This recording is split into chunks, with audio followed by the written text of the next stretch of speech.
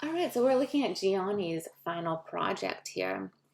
And the first thing I want to talk about is the technical side of things. So the shutter speed, aperture, ISO, and focus.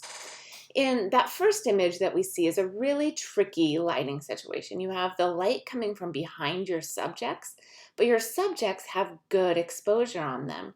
So what did you use for that? Either you used bracketing, or maybe you got close to your subject and you metered just for your subject and then you pulled back. Maybe you used the spot meter function on your camera. So there's a number of things that you've learned this semester that can be used here to get that right exposure. So that's great to see.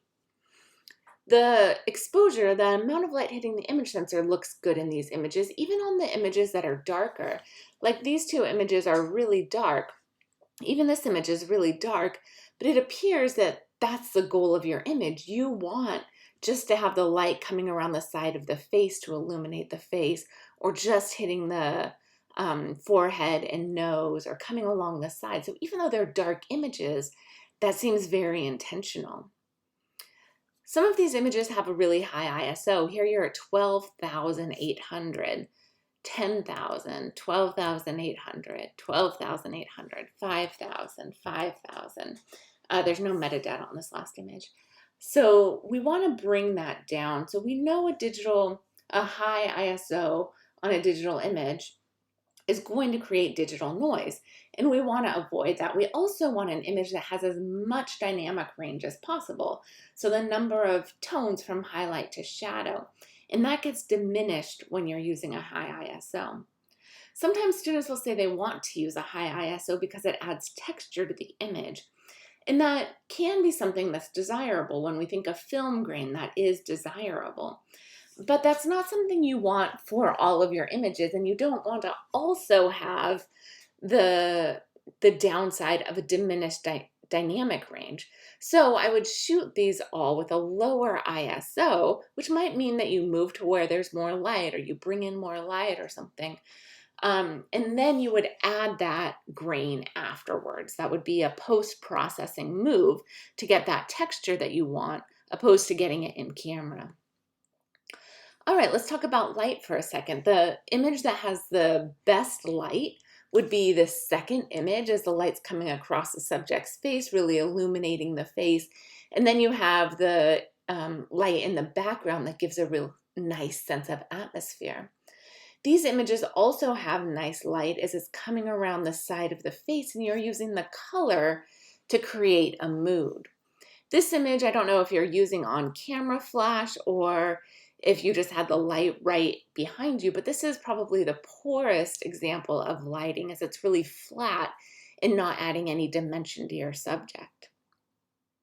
The compositions that are the strongest would be that second image again, where you're nice and close. You've used selective focus, and then you have the background falling out of focus, but still creating atmosphere. This image where you have the lines of the shadows kind of bringing us back into your subject, and you've changed your point of view. You're using more of a worm's eye point of view, photographing up at your subjects. And then some of the compositions where you have like this line coming through his head, that starts to pull away from the overall composition. It interrupts the composition. Or here's you're cropping in on the side of the subject. You're cutting in his leg in half. You're cutting off part of his arm. That becomes a disruption. So we see some great examples of composition here where you're getting close, you're using selective focus, or here you're getting close, you're using selective focus, and you're using light to kind of guide us through the images. Overall, this series feels really really cohesive. We feel like you're photographing out at night, you're creating a mood with your images. If I were to just pull the strongest images from this, I would pull image 1, image 2, and image 7. Image 6 is a strong image, except for there's some movement happening with your subject, so they're not totally sharp. So this would be on my list of the top 5 images or top 4 images, but because it's not quite sharp, it falls off of that. And I would say 1, 2, and 7 are your strongest images, The composition is the strongest, the light is the strongest in those images. And then probably 4 and 5 would, and 8 would be the poor images of this series. But overall, you are creating a mood, you're carrying a style through all of these images. You're kind of taking us on a journey later in the evening with a couple of friends. It looks like maybe 3 friends that you've taken out and photographed them in this fashion mode as you had talked about.